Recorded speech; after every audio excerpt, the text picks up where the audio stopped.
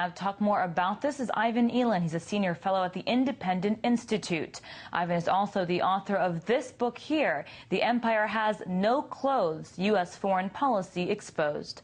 Ivan, now let's take a look at this Huffington Post article, this op-ed that was written by both Barney Frank and Ron Paul, opposing parties. What do you think prompted them to write this article about how the U.S. military budget is bankrupting the United States? Well, I think they're realizing, and I think more Americans besides just these two gentlemen are realizing that we have a humongous budget deficit, on par with Greece, and this is 1.5 trillion per year, which is 11% of our GDP, which is a record. The previous record was 5% under Ronald Reagan, and so they have to do something to close the gap, and the military budget has been off limits for many years, even a decade now, and so they have to do something. And defense is a big chunk of money, and they can only get so much from elsewhere. Now, this number they mentioned is incredible. Not shocking, though, but definitely incredible. $693 billion, close to $700 billion for the Pentagon's 2010 budget.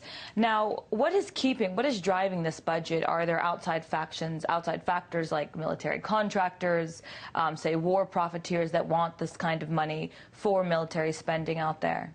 Well, there's always been a defense industry. Ever since Harry Truman made a permanent defense industry. The U.S. didn't have one, but after World War II, he instituted it. And there's always been a big lobby for the U.S. worldwide empire, and these are defense contractors, but they're also foreign policy people, companies that benefit from the U.S., say, guarding oil in the Persian Gulf.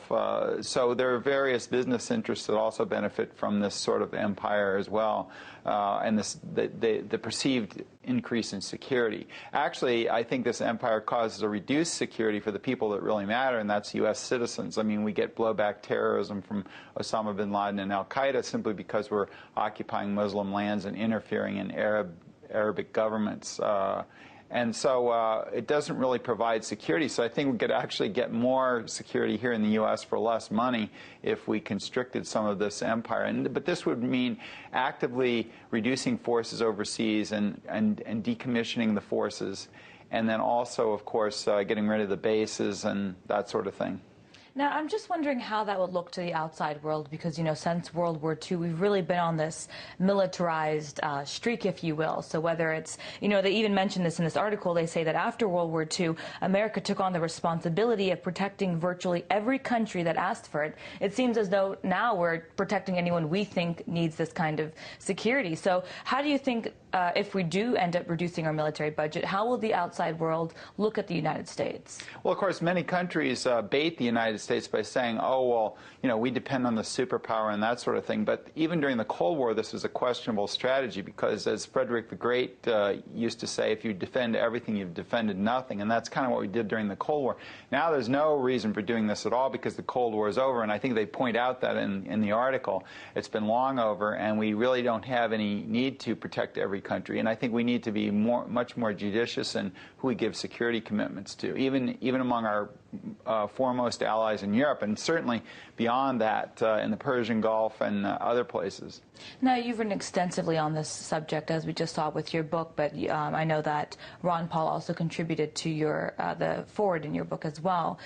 So I'm just trying to figure out if there's a war mentality in the United States that will not be erased no matter how much we try to reduce or increase the military budget.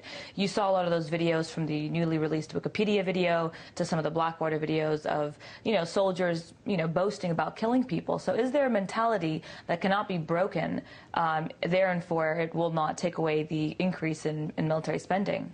Well, I think the original concept of the United States was anti-militarism, but here we are, we just celebrated our Independence Day on Sunday, and here we've 225 years plus down the road, we've become a militarized superpower. Now, this same thing happened to Rome and other empires. What usually happens with empires is they become militarized at the end of their road, and they eventually either collapse or have to retrench because they can't afford the empire anymore. An example is British and French were on the winning side of both world wars, but after that they were exhausted and had to give up their empires and retrench. Now, of course, France and Britain are still around, but they have a much smaller role in the world. And I think if the U.S. retrenches sooner rather than later, the U.S. can keep its power and be more of an economic power and less of a military power. But our foreign policy has become very militarized, and I think we're overextended. We account for 44% of the defense spending in the world, but our GDP is only about a quarter of the world's GDP, so we're vastly overextended. This brings me to my last question, very briefly now, Ivan. Will President Obama be the president to start reducing the military budget? I think he's going to have to, and I think he's going to have to reduce the rest of the budget too, because this gaping deficit of 11% of GDP, as I say, is a record. And normally and historically in the United States, when there's been a budget deficit, it's been reduced, and he'll have to increase taxes and he'll have to reduce spending. I'm hoping he does more spending reduction and less tax increases. Well, that was Ivan Eland. He's a fellow at the Independent Institute. Great to see you as always. Thank you.